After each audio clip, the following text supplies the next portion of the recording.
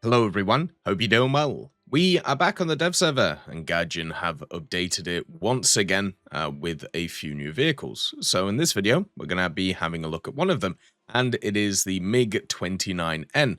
We saw this in the asset view yesterday since it was added in the files, and now it seems to be put on the dev server. So why not have a look at it again?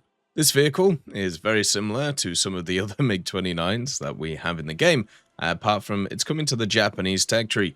And it seems like they're continuing with this kind of right-hand line after the G8N1. You now have the MiG-29N, the F-A-18D, and also the Su-30 all in this list. So just as a reminder, when it comes to Japan now, after this year, they now have the Gripen C, they have an F-15J, the F-2A, the Su-30, the F-A-18D, and the MiG-29N as high-tier or top-tier vehicles. Absolutely crazy the amount of vehicles that have been given over the time from specific nations. And this is one from Malaysia. You can actually see that they've added the flag in now, and it looks really cool.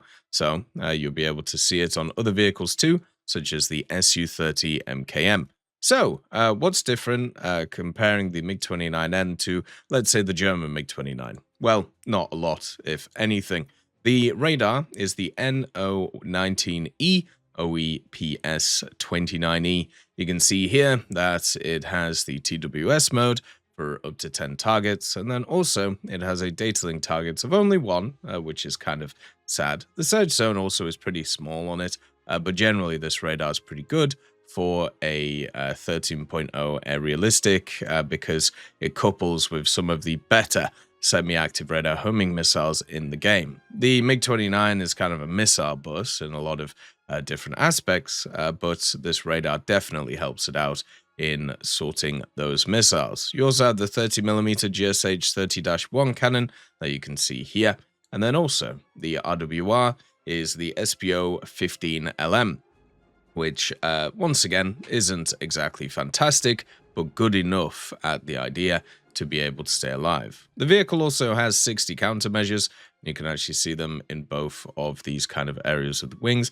What's interesting about this is a lot of Soviet planes actually get large caliber countermeasures, such as stuff like the MiG-23s, and you can see even with the Su-30, it gets the large caliber countermeasures, but the MiG-29 actually gets the standard ones. So that is at least a little bit of a difference. And then also what you have access to is the Klimov RD-33 Series 2 engines, which have 6,820 afterburner thrust each. So a little bit or boom, but not a ton of it. You can also see the fuel tank down here that you can bring along, and then also the rest of it being fuel too. So as I said, very standard compared to a lot of the other MiG-29s out there. So where does it change, if ever? Well, it doesn't really. If you have a look at the modifications, remember, this is a standard tech tree vehicle, so it gets access to all the modifications that you have to research.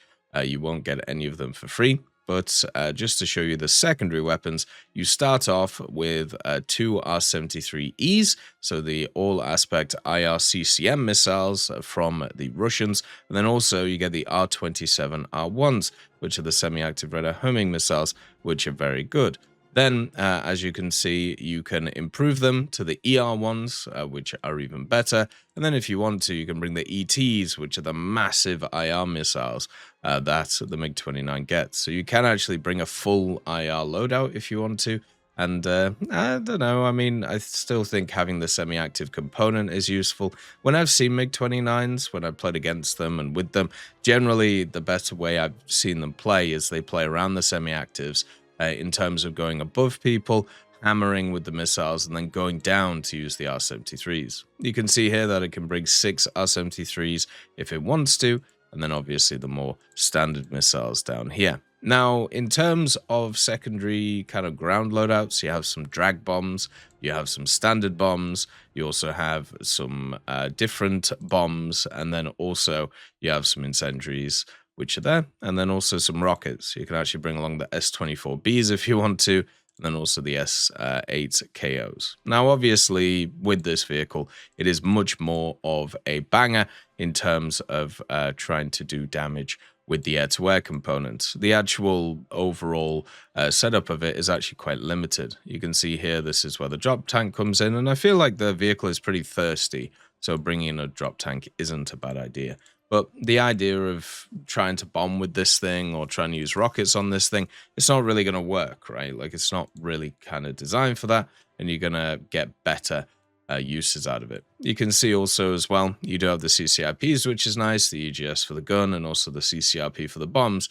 But as I said, it's not really the way to go.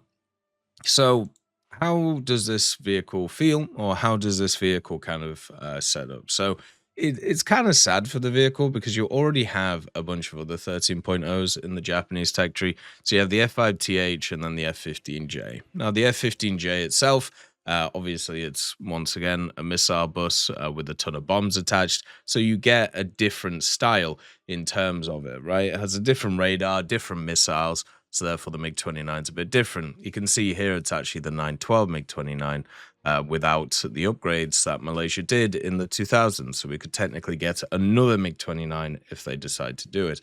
But one of the other vehicles that is around, which is the F-15 THTCU, now this one has access to a weird set of weapons. It gets the Darbies, and then also the AIM-9Ms or the Python 3s. So this actually is different in terms of the fact it has the active radar homing component, but also it has a lot less missiles. And that to me is, you know, kind of an interesting trade-off, but probably not a great one in terms of the vehicle. But it's at least interesting to think about, whereas this is just more of a standard MiG-29.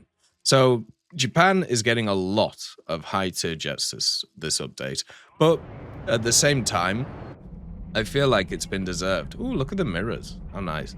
I think it's deserved because, as we know with Japan, it is one of those nations that has not been very much favored for the last few years in terms of like having access to new editions and stuff like that.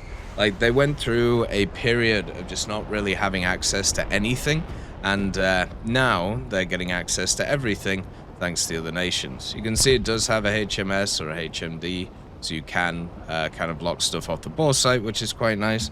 Then also the different radar stuff, you have the good old PD, the TWS, and then also the HDNs too. You can't change the size of it, but generally that's going to be fine. So, is it fun and interesting to see this thing? I mean, it's just another MiG-29, right? Like, it's one that we've seen a million times. It's not really a surprise that it is here. You know, I feel like this is going to be another vehicle that is exported quite heavily, so we're going to see it in a lot of different areas. And for Japan, especially with these additions of these sub-nations, it's nice because, you know, they fill out a little area and it fills out a little bit of a gap.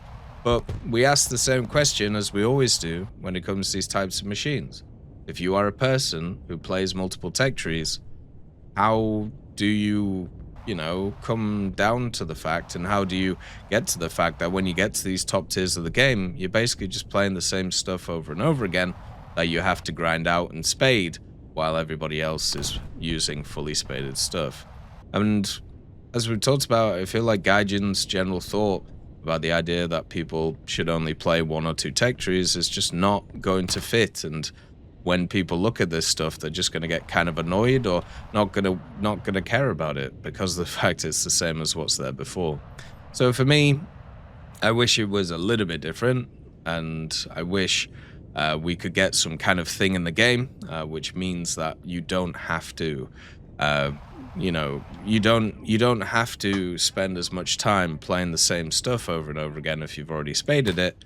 But I feel like that's long gone now, at least at this point. Maybe in 2026 we'll see something about it. Who knows, with the new infantry and everything else coming in, what they're going to do with research. As always, I hope you have a wonderful day. I'll see you next time. I'd just like to thank GMG Smiley, CD Beans, Chieftain Mike, EMN3 Galaxy, Tulio Pontecorvo, Brendan Quinn, Carrion Crow, Gus Irenicus, Pyman, Wartinder, Teddy, Daniel Stanton, Martinez, B. Young, Ozzy Panzer, Alan Hacker, Liam Shear, Opium Prime, Lafouche, Sem Aslan, Uncle Bean, and Derek R. for supporting the channel.